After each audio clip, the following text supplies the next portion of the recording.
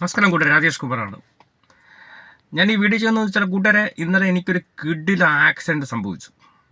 അതായത് എൻ്റെ വീട് വെള്ളയക്കടവ് പാലത്തിനപ്പുറത്താണ്. ഞാൻ രാവിലെ പോകുന്ന വഴി പാണാങ്കര കുടംവളമാണ്.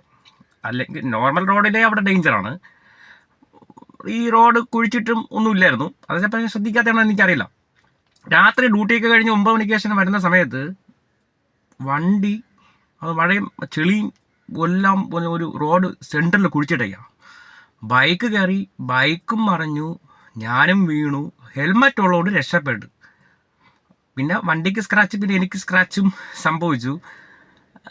ആരെ ഭാഗ്യമെന്ന് അറിയില്ല. ചിലപ്പോൾ പിള്ളേരെ ഭാഗ്യമായിരിക്കും, ചിലപ്പം ഈ ദുഷ്ടന്മാരെ നേരത്തെ അങ്ങോട്ട് വിളിക്കില്ലല്ലോ.